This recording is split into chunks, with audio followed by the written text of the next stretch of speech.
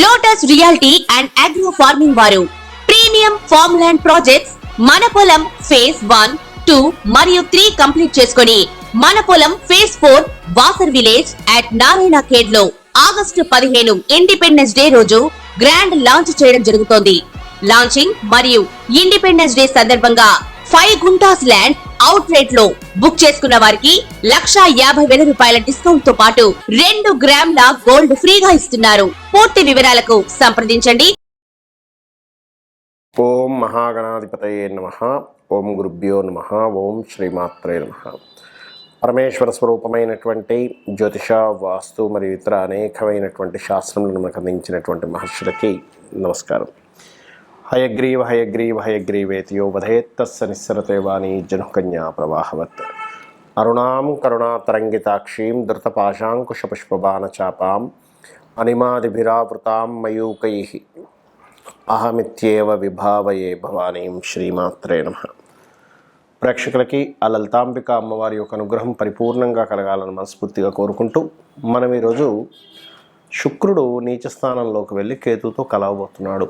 ఈ కాంబినేషన్స్ వల్ల 12 లగ్నాల వారికి, 12 రాసుల వారికి, లగ్నం తెలిసిన వారు లగ్నం చూసుకోండి, లగ్నం తెలియని వారు రాశి నుంచి చూసుకోవచ్చు, తప్పులేదు. అయితే ఈ కలయిక కన్యారాశిలో జరుగుతుంది. దీనివల్ల కలిగేటువంటి ఫలితాలు ఏమిటి, ఎటువంటి పరిహార మార్గం చేసుకోవాలి, ఎటువంటి జాగ్రత్తలు తీసుకోవాలి అనేటువంటి విషయాన్ని చెప్తుంది నేనైనప్పటికీ కూడా చెప్పిస్తున్న సాక్షాత్ లలిత అమ్మవారిగా భావిస్తూ ఒక్కొక్క లగ్నం గురించి తెలుసుకుందాం. కన్యా లగ్నము, కన్యారాశి. కన్యవారికి కనుక చూసుకున్నట్లయితే రాశిలోనే శుక్రకేతువులు సంచారం జరుగుతుంది ప్రస్తుతం.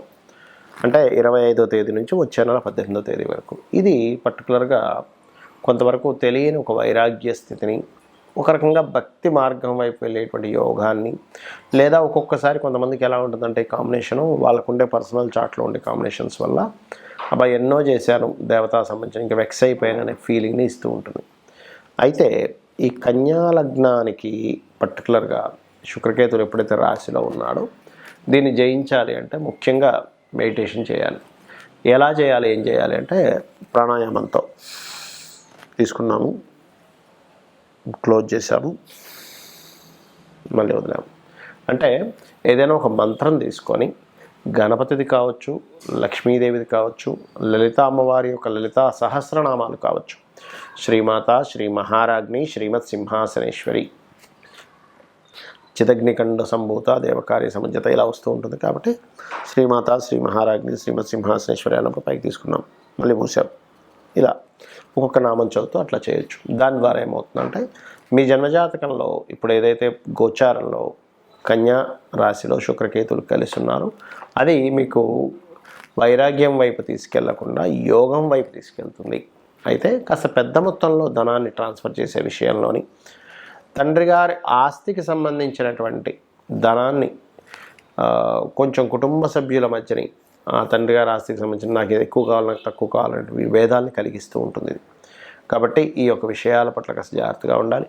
మరియు లాంగ్ జర్నీ చేసేటప్పుడు కూడా కాస్త జాగ్రత్తగా ఉండండి. హైయర్ ఎడ్యుకేషన్లో, నార్మల్ ఎడ్యుకేషన్ కాదు, ఆఫ్టర్ డిగ్రీ తర్వాత ఏవైతే ఉంటాయో చేసేటువంటి పిహెచ్డీస్ ఏవైతే ఉంటాయో అటువంటి నిర్ణయాలు, అటువంటి వాటికి సంబంధించిన సబ్జెక్ట్ సంబంధించినటువంటి కోర్సెస్ తీసుకునేటువంటి నిర్ణయాల్లో కాస్త జాగ్రత్తగా చూసుకొని తీసుకోవాలి. ఏమవుతుందంటే చిత్ర విచిత్ర గ్రహము అంటారు కేతువుని, అంటే మ్యాజికల్ ప్లానెట్స్ అని కూడా అంటూ ఉంటారు.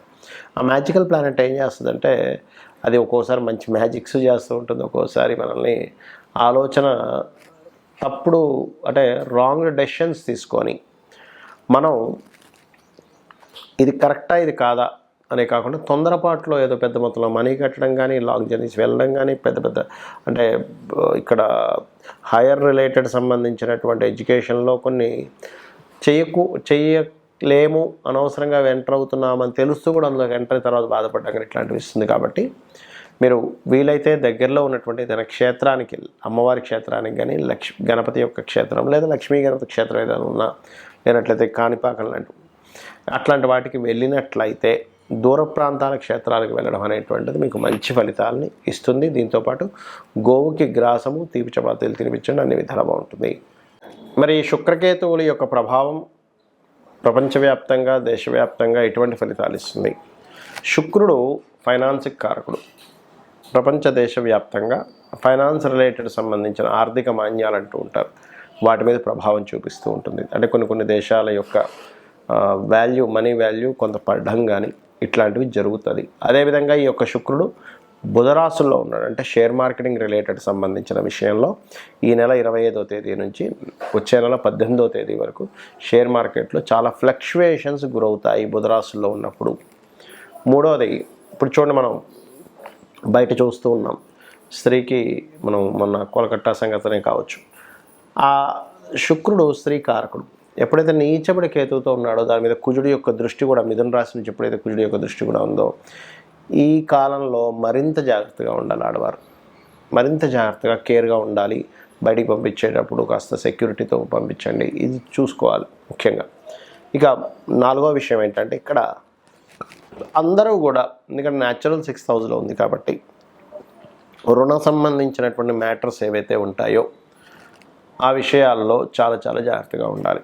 అదేవిధంగా ఈ శుక్రకేతువుల యొక్క కలయిక అనేటువంటిది ప్రపంచవ్యాప్తంగా కూడా కొంతవరకు ఏదైనా ఒక చిన్న అంటే ఒక్కోసారి చూడండి మనకి ఇన్ఫెక్షన్స్ లాంటివి, లేకపోతే రకరకాలు వచ్చి సడన్గా అందరికీ వచ్చిపోతూ ఉంటుంది. అటువంటిది కొంతవరకు, అంటే అది కరోనా అని చెప్పను కానీ కరోనాలో వచ్చి వెళ్ళిపోయింది, అటువంటి కొంత ఇన్ఫెక్షన్స్ లాంటివి ప్రబలయ్యేటువంటి ఛాన్సెస్ ఉంటుంది ఈ కాంబినేషన్స్ వల్ల.